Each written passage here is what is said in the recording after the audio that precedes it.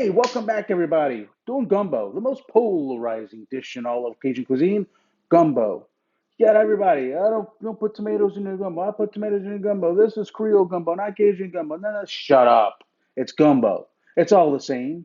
The only difference is one group is a city gumbo and one group is a country gumbo. It's still the same dish. They both evolved the same way. A whole lot of people trying to feed a whole lot of people with very little. So what they do, they created a dish that used scraps or not very much food, and they ended up stretching it, and it became gumbo. And again, this beautiful, beautiful cuisine that I absolutely love. There is no shame in put what you want in it. That's what they did. That's how it evolved. You'll never hear me say you can't put that in gumbo. Maybe it's something I've never had, but I'd be happy to try it. I can't stand when I look at all of these cooking groups online and, oh my gosh, you can't do that. That's not the right way to do it because that's not the way their grandmother did it. And everybody's grandmother, everybody's mother made the best gumbo. That's just the way it is. Now, one thing I know living away from New Orleans now, I can't find certain things. Stuff like this, Savoie roux. I always kept this on hand because maybe I just don't feel like making my own roux. Maybe I'm tired. Maybe my shoulder hurts. Maybe I just got off of work or whatever, and it's 4:30. I've just got home, and I don't feel like taking 30 or 40 minutes to make a roux. I'm sure everybody's had that, so you keep these on hand. There's, if you don't live there, I got this off of Amazon. Kary's roux is my favorite. Um, they didn't have that available when I bought this, and I bought this just to be able to film this show today. And Kary's wasn't available, so I bought Savoie's. Savoie's and Kary's are both really, really good. I prefer the other, but hey, you do what you got to do, right? Now,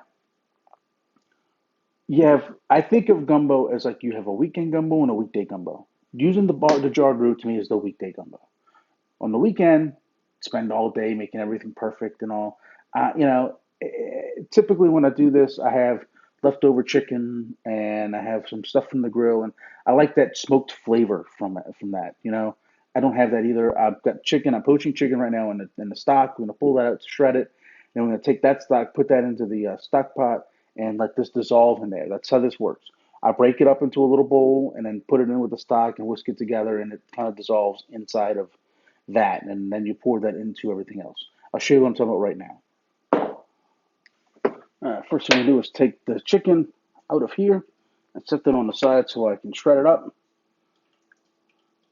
And that's the stock that we're going to use right there.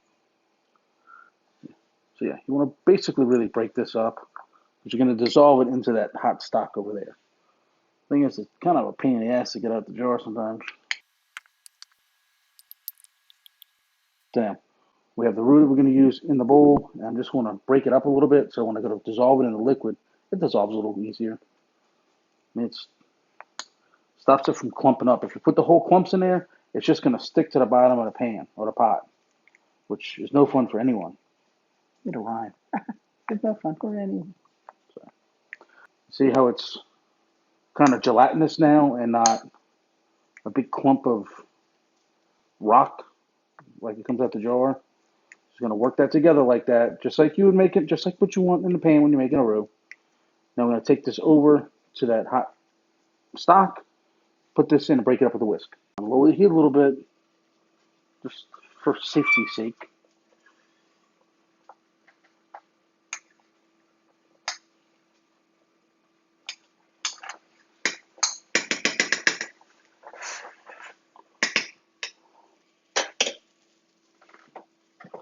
All of this juicy juice goodness in there.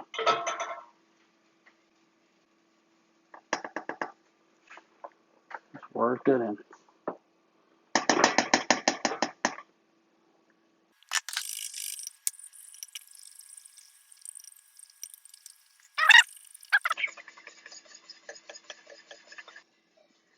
All right. And let that kind of simmer like that, and we'll get over to working with the other parts of the gumbo in the other pot. Start working our trinity. From here, it's really simple. I thought the other thing was complicated. Just new. A little bit of oil at the bottom of the. Oops.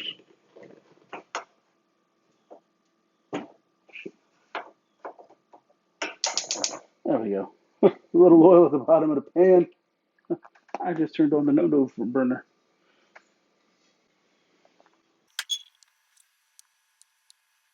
We'll hit that with just a little bit of salt right off the bat. I'm gonna help that sweat down. Somebody asked what salt I use. It's like a shaker. It's more than sea salt. All right.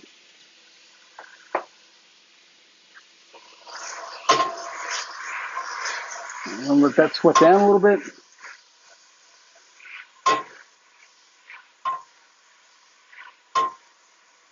And that is 1 large onion, 1 large bell pepper, half a red bell pepper, and 2 ribs of celery. Not only the red bell pepper, I love the color and like the little sweet edge it gives things.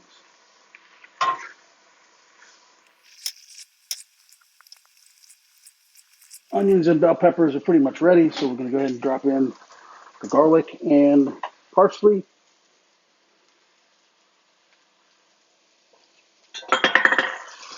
Let that go for a couple of seconds so I smell garlic. Now we're going to drop the stock in. Gumbo juice, that's what we'll call it, gumbo juice.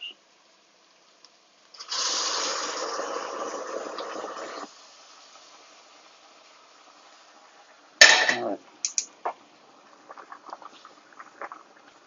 Going to drop the heat down a little bit, obviously, and whisk.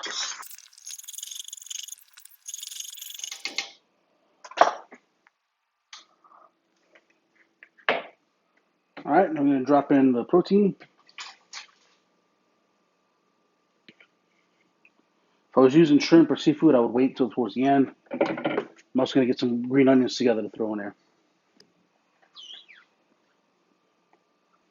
Work that together real well. Bring this back up to a boil, and then we're going to drop it to a simmer. We'll want this to simmer for a little while. All right, buddy.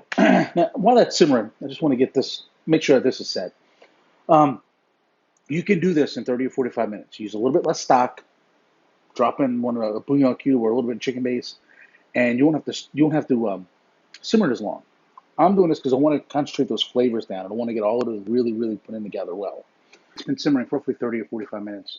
I'm going to go ahead and drop in some okra now. That's about 10 minutes before we eat. I like okra in mine. Not necessary, but it's a thing. I have to have it. And I just use the frozen kind. Because fresh okra is not a thing in Ohio. At least not where I shop.